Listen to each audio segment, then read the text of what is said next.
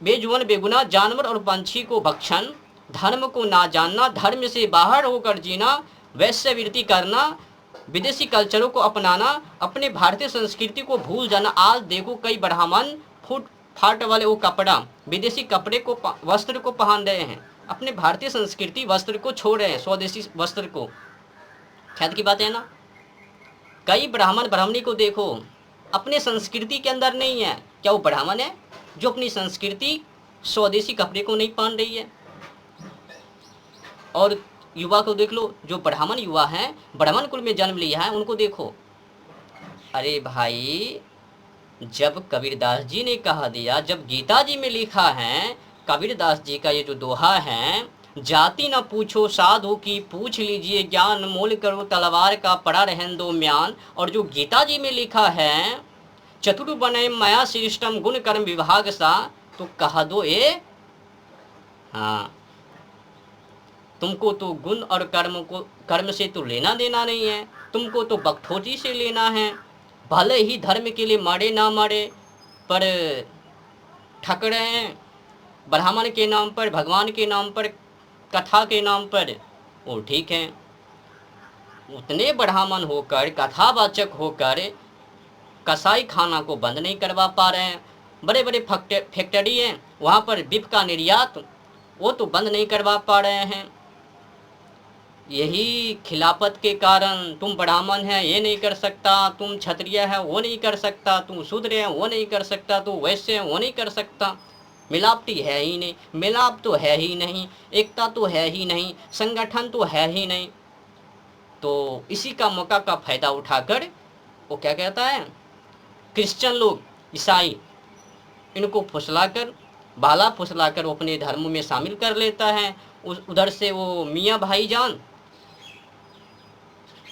भाई बनकर कभी नेहा को ठगता है, तो कभी साक्षी को, तो कभी अनेक बहनों को ठग ठग कर, सालों में 5 लाख बहनों को ठग कर अपने धर्मों में शामिल, या तो फिर नष्ट, या तो भ्रष्ट, या तो दुनिया से अलविदा। जब एकता में नहीं रहोगे ना, जब ये 5 उंगली एक मुट्ठी के अंदर एक मुष्टिका ना बनवे, तो शक्तिशाली है ना कहलावे। तो जितने भी वर्ण हैं 4, तो चारों वर्णों के जो लोग हैं, सभी को एक में बांध जानी चाहिए, एकता में जीना चाहिए, अनेकता में नहीं। एकता में बल है तो एक ही बन के रहो। बताओ, अनेकता में बल है?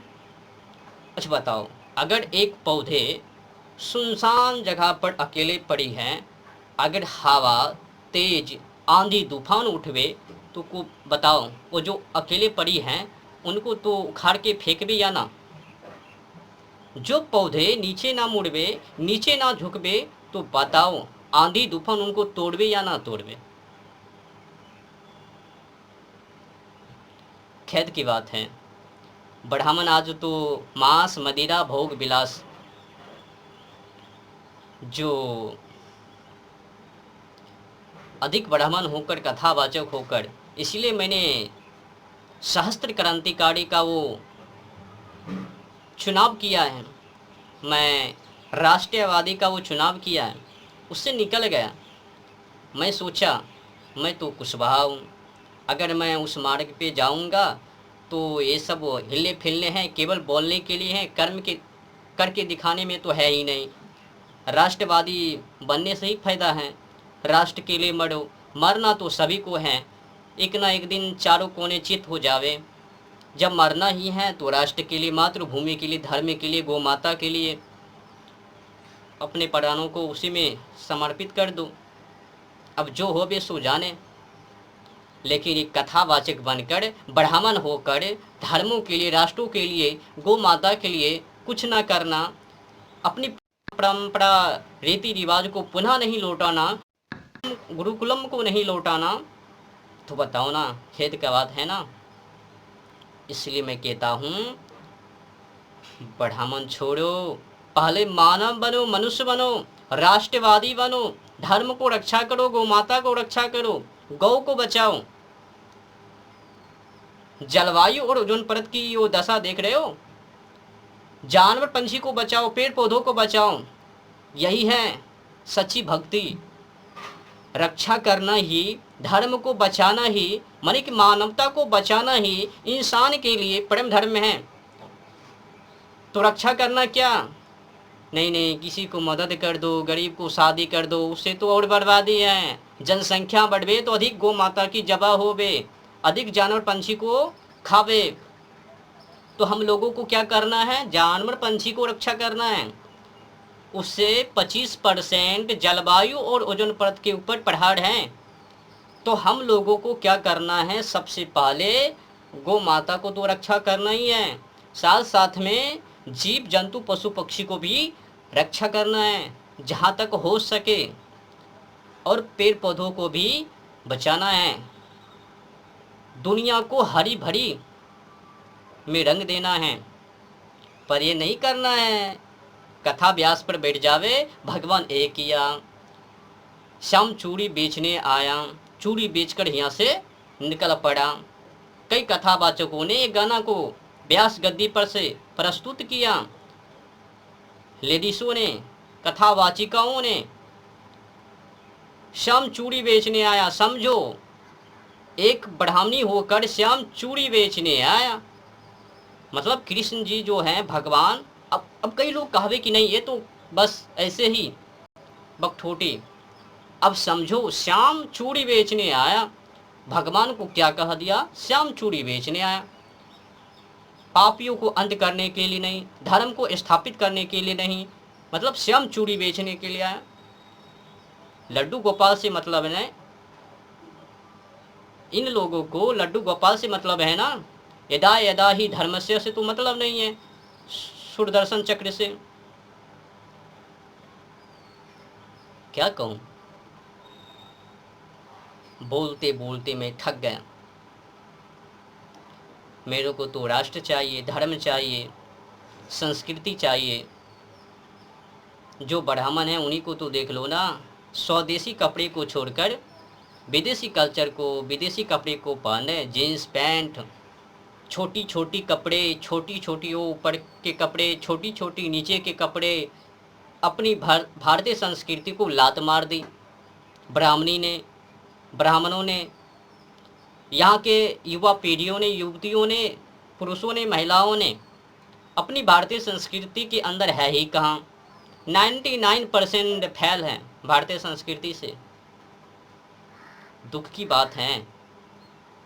आज मैं जब ये ड्रेस में हूँ, भारतीय संस्कृति के अंदर नीचे का कपड़ा धोती, ऊपर का वो धोती का एक टुकड़ा लिपट लेना, तो आज कई लोग कहता है देखो देखो ब्राह्मण आ गया, देखो देखो ब्राह्मण के नस्ल हैं।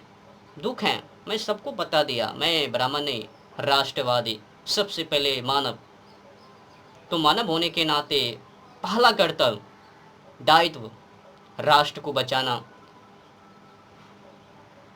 देश को बचाना, मातृभूमि के लिए, मातृभूमि पर मर मिट जाना, धर्म के लिए मरना, गोमाता के लिए मरना, जीव जंतु पशु पक्षी के लिए मरना, पेड़ पौधों को रक्षा करना, तो रक्षा करते करते मर जाना, यही तो है।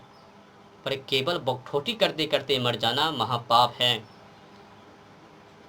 केवल चापलूसी करना भगवानों का, केवल चापलूसी करना भगवानों का, इस सबसे घटिया काम है।